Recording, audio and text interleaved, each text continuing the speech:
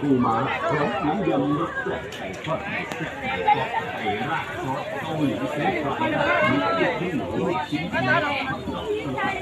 หล่อนพอสิเล็กว่าเนี่ย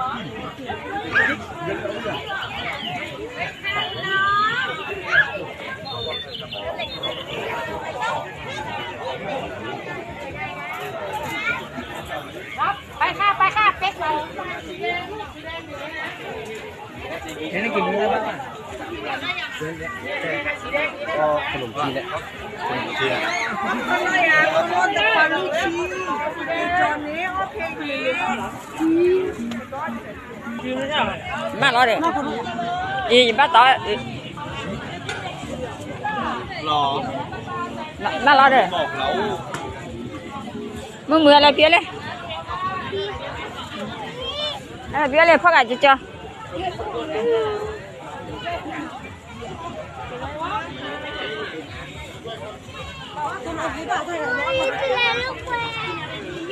คนน้อยอย่างอ่ะมันมาละกูจอนี่กูเนาะเดี๋ยว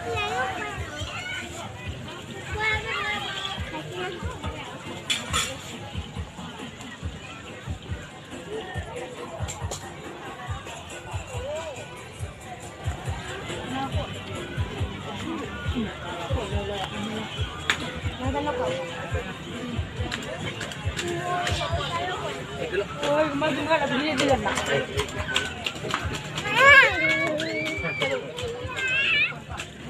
แล้วกูเราอยู่ตอนนี้เลยไหนโอ้มาจ้ะ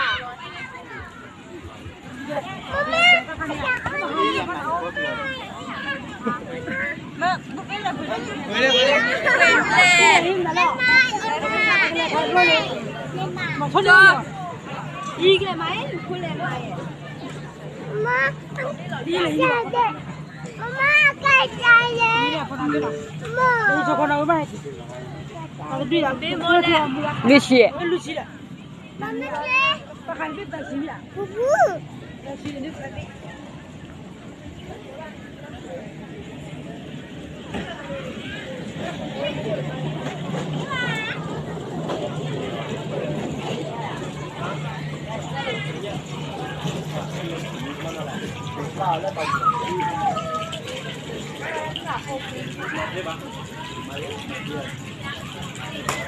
มันก็เสียนแล้วมันนี่มั้ยก็แค่ใจคือเบี้ยเบี้ยจ้อยเดี๋ยว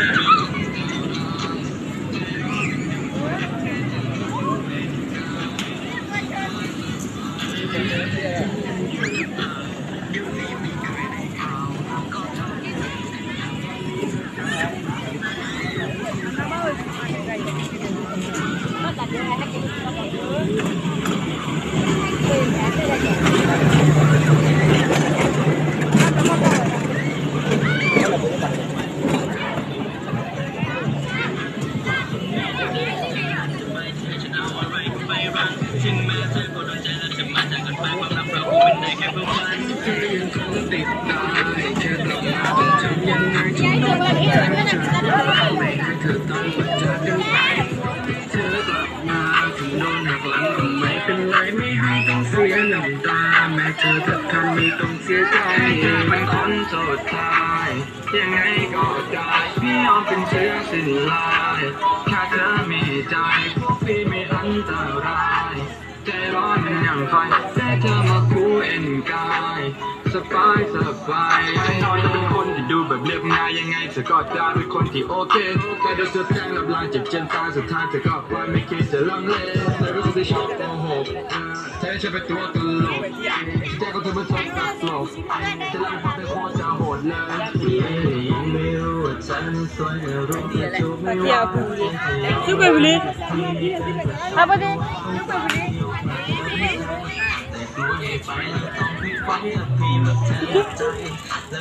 เฮีย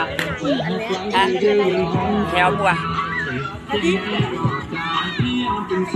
เอามาอย่างบ้าบุกหัวเอาอยู่บ้านเราเลยเป็นหัว ใจพวกพี่มีอันตราย